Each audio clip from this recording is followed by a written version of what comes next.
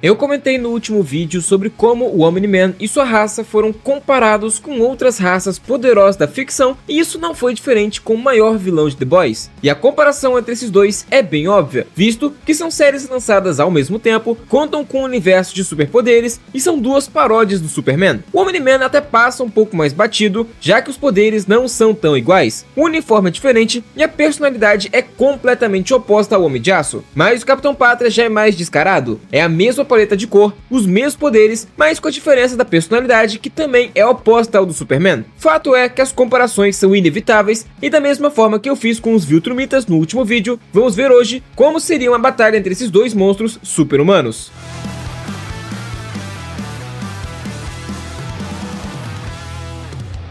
E para começar, vamos falar dos poderes dos personagens, começando pelo Capitão Pátria, já que eu nunca cheguei nem a mencionar ele aqui no canal. E levando em consideração que as adaptações das duas obras não seguiram à risca seus materiais originais, vou usar os feitos da animação e HQs para o Omni-Man e a série, a animação e HQ para o Capitão Pátria. E como eu comentei antes, o Capitão é basicamente uma cópia descarada do Superman, contando com os mesmos poderes, com exceção do sopro congelante. Por conta de orçamento, a série não deixa tão claro quão poderoso é o Homelander comparado com as HQs e a animação. O Capitão Pátria é forte bastante para romper de uma única vez grandes quantidades de aço com sua força bruta. Também demonstrou ser imensamente superior a Maeve, dominando a personagem tirando sangue com seus golpes, a mesma que nem havia se mexido ao ser atropelada por um caminhão. Nas HQs é ainda mais brutal. Lá, no Homelander é o completo psicopata e decapitou a Maeve com um único soco. E não é como se a personagem fosse fraca nas HQs, ela era considerada a segunda mais forte, atrás do próprio Capitão. Ele tranquilamente consegue abrir uma porta de avião pressurizada, bem como seu pouso foi comparado à queda de um meteorito de baixa escala. Nas HQs, fica claro mais de uma vez que ele é o mais forte dos 7, logo, tudo que os demais fazem pode ser escalado a ele, só que acima. No caso, feitos de força, obviamente. De acordo com a Luz Estrela, os 7 podem deslizar os dedos pelo titânio, e o Pátria foi dito como uma bomba nuclear em comparação aos supers dos anos 40. Mas, como eu comentei, ele não conta só com força, ele é um dos mais rápidos do seu universo, e demonstrou isso recentemente ao perseguir o trem-bala, cujo principal poder é a velocidade. Ele, com 8 anos de idade, já era capaz de quebrar a barreira do som, e já adulto acompanhava caças aéreos sem grandes problemas. Nas HQs, ele também lida com o trem-bala, e lá vemos que o personagem corre em Mach 3, sendo essa, no mínimo, a velocidade do Capitão Pátria. Sua visão de calor é forte bastante para rasgar no ar, que nas HQs é um clone perfeito do Omni-Man, o que implica que supera até mesmo sua própria resistência. Tanto na série quanto nas HQs, ele podia rasgar ao meio um avião, por mais que na série tenha tido muito mais impacto que nas HQs. Tanques de guerra, fuzis, seres humanos e supers, nada consegue escapar da visão de calor do Capitão Pátria, uma vez que ele decide que é hora da pessoa morrer. Por incrível que pareça, sua audição é um dos poderes mais demonstrados na série, com bastante citações e efeitos. Ele consegue ouvir uma explosão a vários quilômetros de distância, detecta a pressão arterial podendo ouvir se alguém está mentindo, e diversas vezes mostra poder ouvir através de paredes. Também conta com sua visão de raio-x, sente odores com super precisão, mas o mais importante são suas citações na série. De acordo com o livro de The Boys, o Capitão Pátria consegue destruir uma cidade em minutos, e o mesmo já afirmou que pode afundar toda Nova York se quisesse. Billy Bruto também já afirmou que seria necessária uma bomba de hidrogênio para matar o Soldier Boy e o Capitão Pátria, e isso foi antes do aumento de poder do Pátria, onde agora ele é imortal ao tempo e é bem mais resistente. Vale ressaltar que o Billy Bruto trabalhava para a CIA e mesmo com todos os recursos disponíveis, não tinha meios para matar o Capitão Pátria. Isso por conta da sua imensa resistência, onde já testaram todos os tipos de armas existentes nele e todas foram inúteis. Isso não significa que ele é totalmente invulnerável, pelo menos não no material original, onde é ferido pelos golpes do Noir e acaba sendo morto no final da batalha. E eu sei que muitos de vocês vão falar do crossover entre o Capitão Pátria e o Superman, que é bem recente, mas eu vou ignorar completamente isso. Crossovers têm o péssimo hábito de ignorar o power scaling a fim de preservar o roteiro e trazer uma boa luta. Isso já aconteceu com o Omni-Man, e ele já apareceu em um universo mais poderoso que os dele e venceu o personagem que ele não deveria. Então, para ser coerente, vou usar o material original de ambos. E por fim, por incrível que pareça, o Capitão Pátria é extremamente subestimado no que tange inteligência. Isso tanto na série quanto nas HQs. Mas nas HQs fica mais evidente o quão esperto e manipulador ele é, enganando os supers e o governo diversas vezes. E isso não é só do personagem. Foi dito que os neurônios do cérebro dos supers disparam em uma taxa aumentada. Logo, todos têm um certo grau de superinteligência, apesar de agirem igual idiotas. O problema é que ele é completamente quebrado mentalmente e muito imaturo. Então às vezes, sua esperteza fica em segundo plano. pequeno. E indo para o Omni-Man, que já está virando uma figurinha carimbada aqui do canal, seu pacote de poderes é bem resumido. Mesmo assim, poucos poderes não significa pouco poder, e o Omni-Man é a prova disso, principalmente quando falamos de força. Enquanto brincava com o Mark, os dois tinham força o bastante para jogar uma bola de beisebol ao redor da Terra. O mesmo diz que pode levantar mais de 100 toneladas, mas ele estava sendo bem modesto, visto que já afastou um meteoro maior que o estado do Texas, e seu filho, ainda jovem, já era capaz de levantar mais de 400, então claramente não foi uma boa afirmação dele. Sua força, atrelada à sua resistência, é tão grande que ele destrói naves simplesmente voando através delas, algo comum entre os membros da raça. Mas claro que o seu maior feito de poder, que também é o maior feito de toda a série, é simplesmente atravessar o planeta Viltrum juntamente com seu filho, Itaedos. Mas aqui vale uma ressalva, eles só conseguiram fazer isso graças à arma do Space Racer, que atravessa qualquer coisa e desestabilizou o núcleo. Mesmo assim, foi extremamente perigoso, já que se eles não tivessem sido sincronizados ou se não fossem rápidos o bastante, teriam morrido dentro do núcleo. Mas isso não diminui em nada o feito do personagem, mas curiosamente, não é o seu único feito planetário. Ele já deu a entender que moveu um planeta inteiro, por mais que nunca tenha sido dito qual o tamanho do planeta que ele fez isso. E é algo que, querendo ou não, faz bastante diferença. E vale lembrar também que ele foi capaz de vencer todos os Guardiões Globais na base da força e velocidade, onde mais tarde lutou contra eles novamente e deu trabalho de novo, mas foi derrotado por conta do Mark. E já que eu mencionei a sua velocidade, o Omni-Man é um dos seres mais rápidos do seu universo, ao ponto de conseguir acompanhar o único herói velocista da série na batalha contra os Guardiões. Lembrando, claro, que nas HQs, nenhum deles foi capaz de reagir aos ataques do Omni-Man, todos eles morreram em uma única página. E para falar um pouco mais da sua velocidade, em um único dia, lutou contra um dragão em Taiwan, uma inundação no Egito e chegou à mesa do jantar à noite. Lembrando que ele pode escrever um livro em um dia se tiver alguns teclados à sua disposição. No início da série, Mark já era um dos seres mais rápidos da Terra, se não o mais rápido, e mesmo assim, ainda não se comparava ao pai enquanto atuava na Terra. Viltrumitas adultos conseguem se comparar a naves estelares e podem deslocar entre planetas com facilidade. Lembrando que Mark, no início da HQ, já achava chato a velocidade de um foguete. E quanto à sua resistência, aqui vale o mesmo que eu falei do Capitão Pátria. Podemos usar personagens mais fracos para medir o quão insano ele é. Na animação, ele forçou Mark a atravessar um trem em movimento sem que nenhum dos dois tivesse sido ferido. Ele já foi atingido por um arranha-céu, já atravessou centenas de metros de concreto e híbridos do Treg se destroem ao colidir com ele mais no final da série. Lembrando que ele conta com um poder que o Pátria não tem, que é o fator de cura. Ele não chega a ser um Wolverine da vida, mas ainda é bem útil, principalmente em batalhas. Bom, mas no fim das contas, quem dos dois ganharia em uma batalha? E bom, qualquer um que tenha prestado o mínimo de atenção em tudo que eu falei ao longo do vídeo, sabe que não existe a menor possibilidade do Capitão Pátria vencer essa batalha. É claro que o personagem conta com um pacote de poderes maior do que o Omni-Man, se igualando bem ao Homem de Aço, principalmente a sua visão de calor. Esse que é um poder que costuma ser muito útil nas mais diversas versões alternativas do Superman, mas aqui não é o caso. Sim, ainda é um poder muito poderoso e muito útil para o Capitão Pátria, mas dificilmente conseguiria fazer alguma coisa contra o Omni-Man. Não temos nenhum tipo de representação de poder do Pátria que demonstre que ele seria capaz de sequer arranhar o Omni-Man com esse poder. O máximo que ele já fez foi partir barras de metal e cortar um tanque de guerra ao meio, mas já vimos Viltrumitas no auge lutando na camada externa do Sol sem grandes problemas. E apesar de que, naquela altura do campeonato, o Omni-Man já tivesse sido superado, eu não acho que ele teria grandes problemas com uma temperatura muito inferior à do Sol. E mesmo se levarmos em consideração que a visão de calor do Capitão Pátria conseguisse feri-lo, eu não acho que seria capaz de sequer acertá-lo. Diferentemente de outros personagens que são paródias do Superman, o Nolan não se segura durante uma batalha. Claro que a animação fez parecer o contrário, principalmente depois que ele luta contra os Flaxan, mas nas HQs não é bem assim. Em um dia, ele mata todos os Guardiões Globais com extrema velocidade,